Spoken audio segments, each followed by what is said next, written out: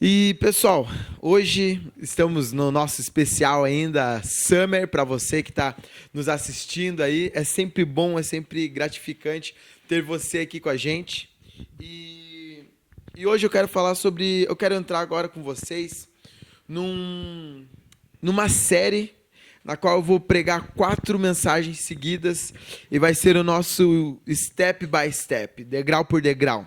E a gente vai colocar essas mensagens no nosso Facebook e vai colocar essas mensagens também no nosso site para você estar olhando lá, para você estar conferindo lá com eles.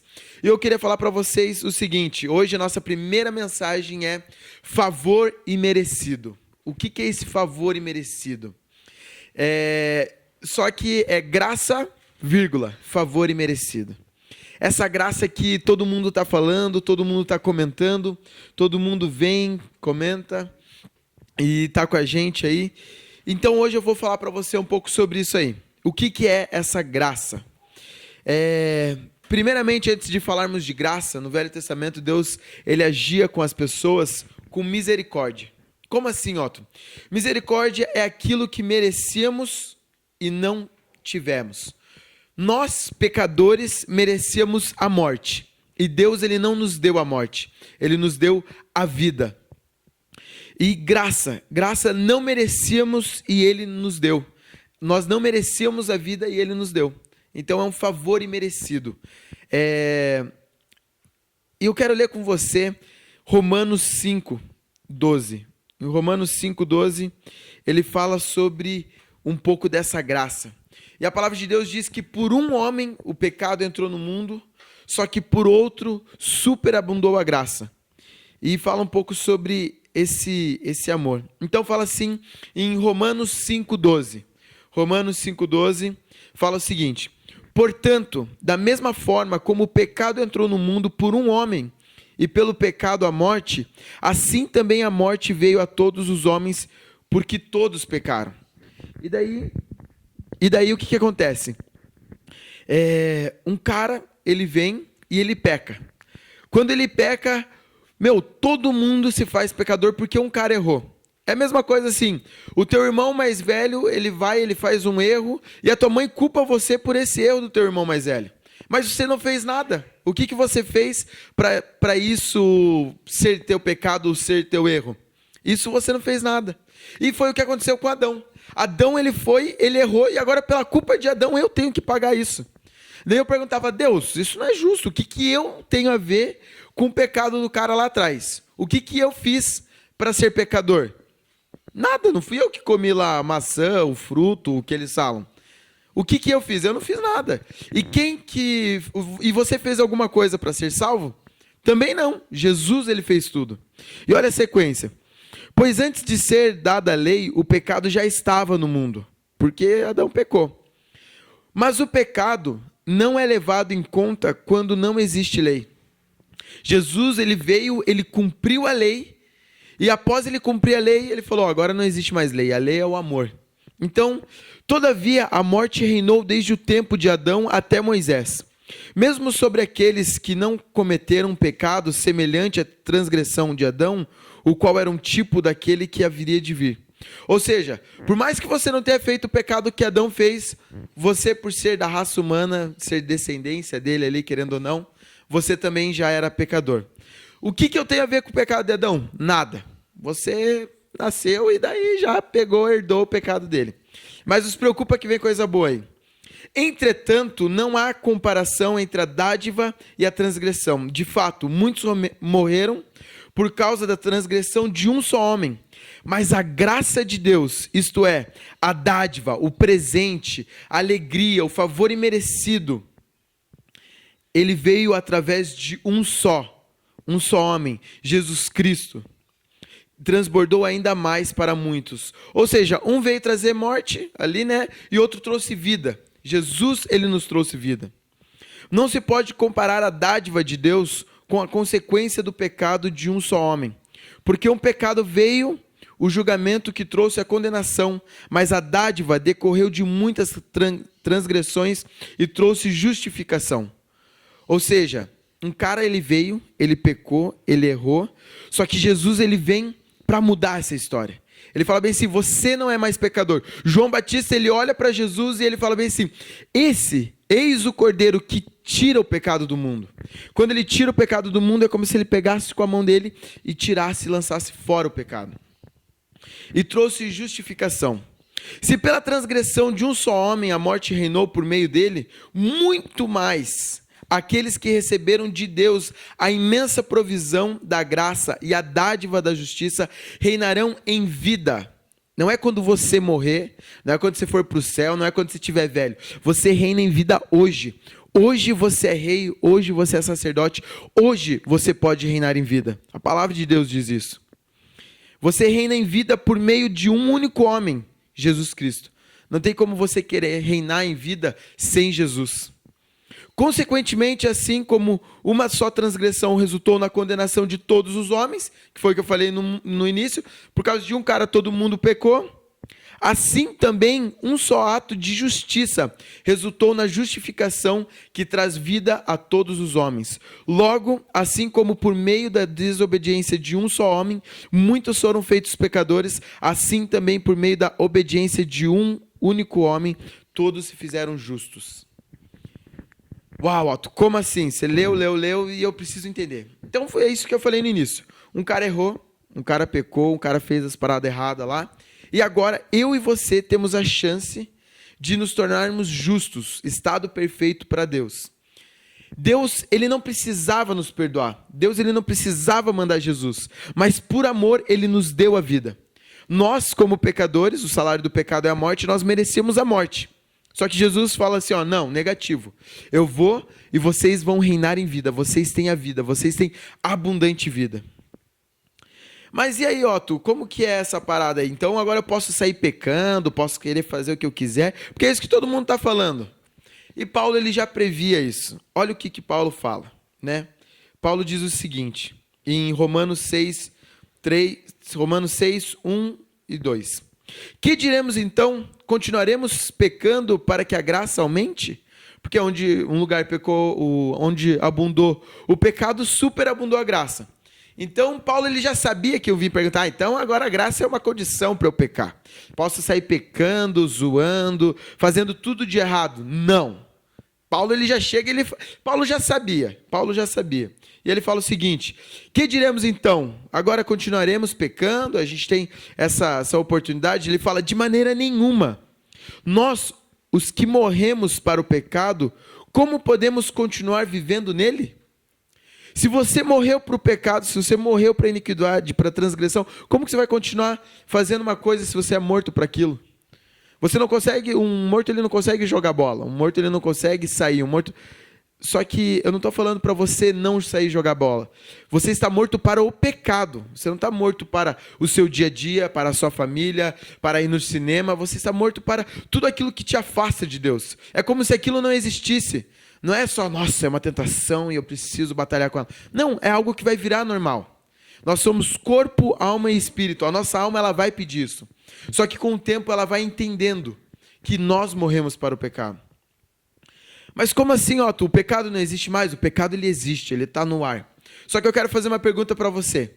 Se você come comida japonesa, todos os dias, toda semana, você ama lá comer um sushi, um sashimi, você vai lá, começa a comer comida japonesa toda semana, você se torna japonês? Não. Se você começa a comer comida italiana, começa a falar italiano e vai para a Itália e começa a tomar um vinho ali, às vezes com a sua família, você se torna italiano? Começa a comer comida mexicana, você se torna mexicano? Não, não é porque eu como comida mexicana, japonesa, que eu me torno mexicano ou japonês. E não é porque eu peco que eu sou pecador. Nós nos tornamos impermeáveis para o pecado. Cristo, ele tira o pecado do mundo. Só que o que acontece? Paulo, ele fala nas cartas que se por um acaso, se porventura você pecar, você errar, você cair, levanta-te, bate a poeira da sua roupa e continua caminhando.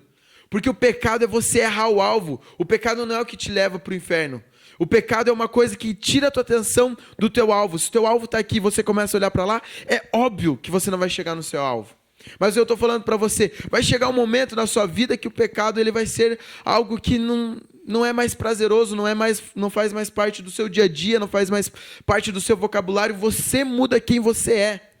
O que você faz não define o que você é, mas o que você é define o que você faz. Eu sou, digamos, engenheiro. Agora eu parado aqui, digamos, eu continuo sendo engenheiro. E se eu estou fazendo uma obra lá e terminei de construir, fazer a construção, isso me torna mais ou menos engenheiro? Não, não me torna mais ou menos engenheiro. Eu nasci humano. Daqui 10 anos eu vou ser mais humano ou menos humano? Não, isso não me torna mais humano. O que eu estou querendo dizer para você é o seguinte: não se preocupe, eu não perca tempo só, eu vou pecar ou vou resistir ao pecado. Se preocupe em construir e não apenas em se proteger. Se você só quer guardar a sua salvação, a palavra de Deus diz que nós vamos perdê-la. Mas se eu me perder em Cristo, eu vou achar a salvação, eu vou achar os tesouros. Porque quando você se joga de cabeça, quando você entende que Cristo ele veio, morreu por você, e você não faz mais as coisas por meritocracia, a tua vida muda. Eu lembro que quando eu era menor, meu pai falava assim, se você passar de ano direto, eu te dou uma bicicleta. E o que acontecia? Eu tinha que trabalhar tinha que estudar o ano inteiro para ganhar a bicicleta. E se eu não passasse de ano, eu não ia ganhar a bicicleta. Meritocracia. E o que a palavra de Deus diz? Ele dá o exemplo de 2 trabalhadores. O trabalhador que ele recebe o salário dele antes e ele trabalha o mês inteiro. E tem aquele outro trabalhador que ele trabalha o mês inteiro e ele recebe o salário só no final do mês. Esses são 2 tipos de pessoa. Existe um trabalhador que ele já recebeu e ele trabalha por gratidão. Ele trabalha sabendo que o salário já está no bolso dele, que ele pode sair gastando e ele continua trabalhando porque ele é grato por aquela empresa que pagou o salário dele antes. Só que existe um outro cara que, não, eu preciso trabalhar, preciso acordar cedo, ó céus, ó vida, e eu só vou receber meu salário no final do mês, só que no final do mês eu já estou cheio de conta, e ele começa a trabalhar para receber. A graça, você trabalha, você faz as coisas porque você é grato. Porque você já recebeu tudo de Cristo. Você já recebeu tudo do Pai. Você já recebeu todas as dádivas. Ele já te deu o maior presente. E você é o maior beneficiado. E agora eu vou e faço por amor. Eu vou e faço por gratidão. Eu vou e faço porque eu sei quem eu sou. Eu não estou fazendo as coisas para Deus para eu ser ou me tornar alguma coisa. Eu faço as coisas para Deus porque eu sei quem eu sou nele. E existe outro cara que ele trabalha o mês inteiro, ele está fazendo, falando, chefe, eu estou fazendo aqui, cheguei no horário, saí 30 minutos depois, e agora. E daí no final do mês ele chega numa expectativa do que eu vou receber, do que eu vou fazer, o que eu tenho. Só que existem muitas pessoas que elas estão fazendo as coisas na igreja, elas estão fazendo no dia a dia, fazendo, e esperando que vão receber algo de Deus. Não é muito mais prazeroso você saber que você já recebeu todas as coisas em Cristo Jesus? Porque é o seguinte, se eu tenho que fazer alguma coisa para Deus, eu torno a obra de Deus, de Jesus na terra, inútil. Eu torno a obra dele inútil. E eu falo bem, Senhor Jesus, o que você fez para mim não serve e eu vou pelas minhas obras, pelo meu esforço, pelo que eu sei fazer, pelo que eu posso fazer.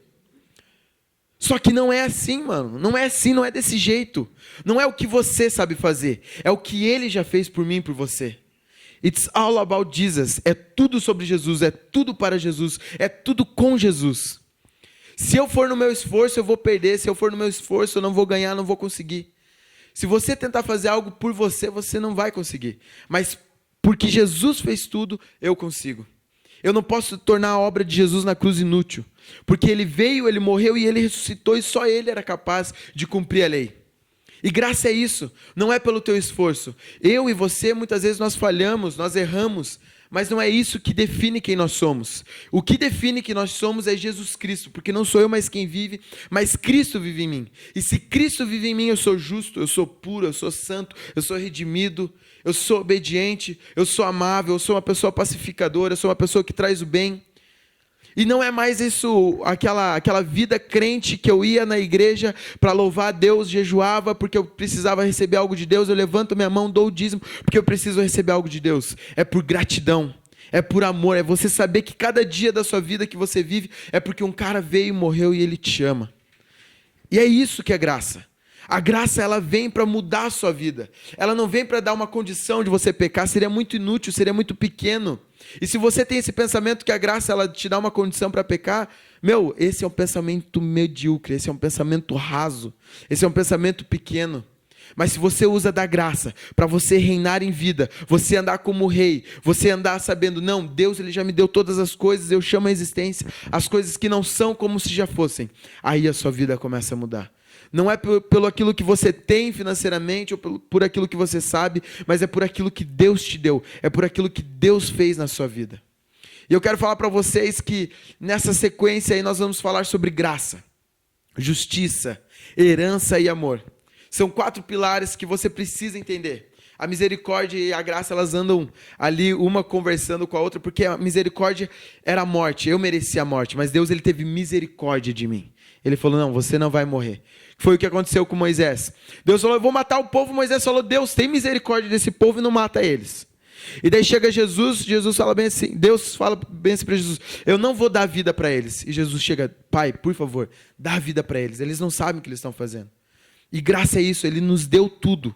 Nós não precisamos merecer mais nada. Nós já temos tudo em Cristo Jesus. A única coisa que você precisa fazer e entender é acreditar que Jesus ele veio, morreu e ressuscitou e Ele te ama.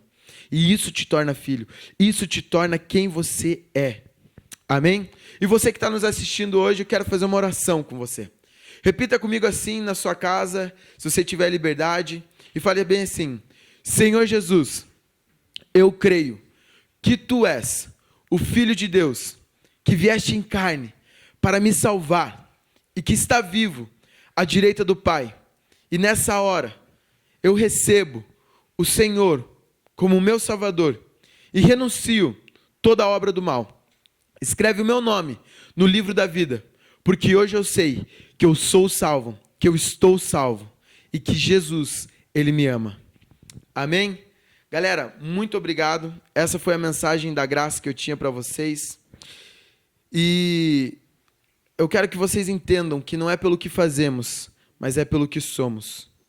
Não é pelo que temos, mas é por aquilo que Ele nos deu.